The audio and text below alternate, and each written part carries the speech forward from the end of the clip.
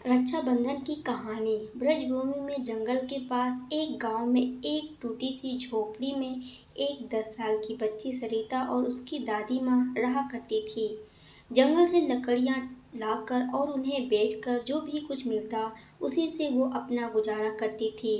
सरिता अपनी दादी माँ के साथ बहुत खुशी रहती, लेकिन गांव के बच्चे उसे अपने साथ खेलने भी नहीं देते थे। वो इस बात से बहुत दुखी रहती थी। वो अपनी दादी माँ से पूछती है कि उसका कोई भाई क्यों नहीं है। उसकी दादी माँ ने बड़े प्रेम से बोल देती, कौन कहता है कि तेरा कोई भाई नहीं है।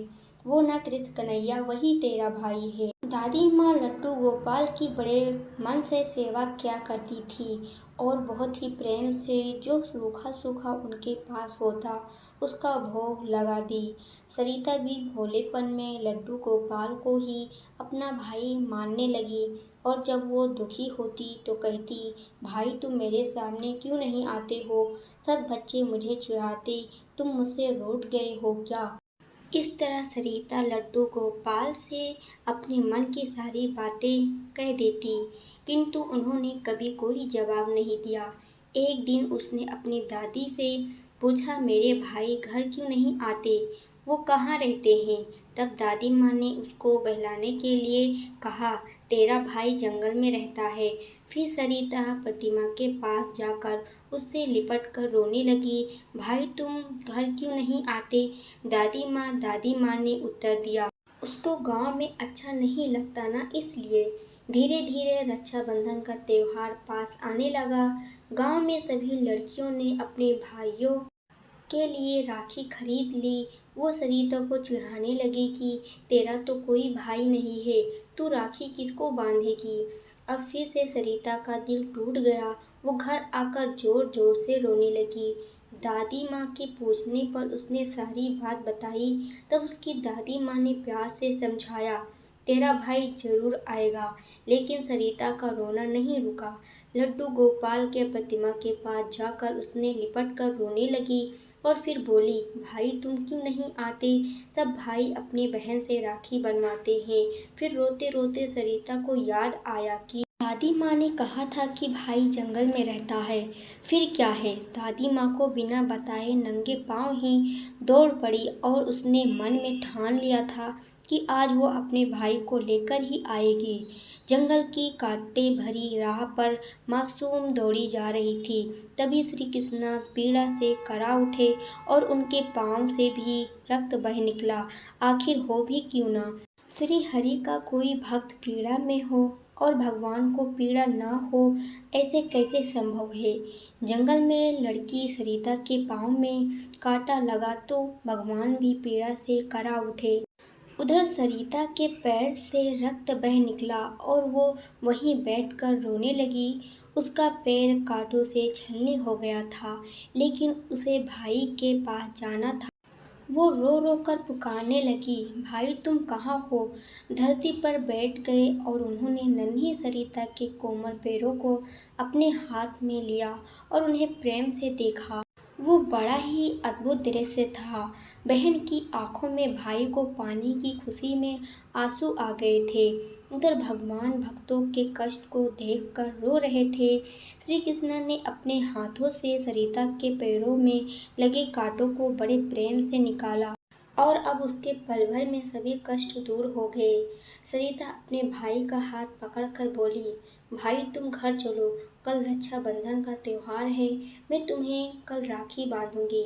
भगवान बोले, अब तू घर जा, दादी माँ प्रतीक्षा कर रही होंगी, मैं कल सुबह घर जरूर आऊँगा। ऐसा कहकर बहना को विश्वास दिलाया और जंगल के बाहर तक छोड़ने आए। सरिता अब बहुत प्रसन्न थी। उसकी सारी चिंताएं मिट गई थी, लेकिन उधर दादी माँ का उसकी चिंता में रो रो कर बुरा हाल था। सरिता को देखते ही दादी माँ ने उसे प्यार से गले लगा लिया। सरिता बोली, दादी माँ कल मेरा भाई आएगा, मैं उसे राखी बांधूंगी। दादी माँ ने सोचा, जंगल में कोई बालक मिल गया होगा जिसे वो अपना भाई समझ रही है। उसने दादी माँ के साथ गांव जाकर एक सुंदर सी राखी अपने भाई के लिए खरीदी। अगले दिन सुबह नहा धोकर अपने भाई की प्रतीक्षा के लिए द्वार पर ही बैठ गई। उसको ज़्यादा इंतज़ार नहीं करना पड़ा। थोड़ी देर में वो बालक सामने से आता हुआ दिखाई दिया। उसको देखते ही सरिता प्रसन्नता से चीख उठी, दादी माँ, भाई आ गया। और वो दौड़कर अपने भाई के पास पहुंच गई, उसका हाथ पकड़कर उसको घर ले आई। बहना ने भाई को तिलक किया और उसकी आरती उतारी और उसे राखी बांधी। सुंदर राखी देखकर भाई बहुत प्रसन्न था। भाई के रूप में भगवान उसके प्रेम को देखकर विभोर हो उठे। अब बारी उनकी भी। उसने अपने साथ लाए थैले को खोला तो उसमें खुशियां का अंबार था। सुंदर कपड़े, मिठाई, खिलौने और बहुत कुछ। सरिता को मानो पंख लग गए थे। उसकी खुशी का ठिकाना नहीं था। कुछ समय साथ में रहने के बाद बालक बोला, अब मुझको जंगल वापस जाना है। अब फिर से सरिता उदास हो गई। भाई बहन, तू उदास मत हो। आज से मैं तुझे रोज मिलने आऊँगा। तेरे पास इधर दादी माँ है ना।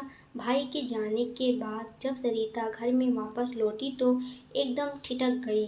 भाई को बांधी हुई राखी लड्डू गोपाल की प्रतिमा पर थी। उनके हाथों पर भी वही राखी बांधी थी जो उसने अपने भाई को बांधी थी। उसने ये देखकर दादी माँ को बुलाया और दादी माँ भी आश्चर्य में पड़ गई। दादी माँ ने भी बचपन से कृष्ण की भक्ति करी थी। वो तुरंत जान गई कि वो बालक कोई और नहीं, स्वयं श्री कृष्ण थे और उनके चरणों में गिरकर पैर पकड़ लिए। वो सरिता से बोली, बालक कोई और नहीं, तेरा यही भाई था। ये सुनकर सरिता भगवान की प्रतिमा से लिपट कर रोने लगी। भाई, तुम यहीं हो तो सामने क्यों नहीं आते। दादी और पोती का निर्मल प्रेम ऐसा था कि भगवान फिर से प्रकट हो गए और बोले, हाँ सरिता, मैं ही तुम्हारा भाई हूँ।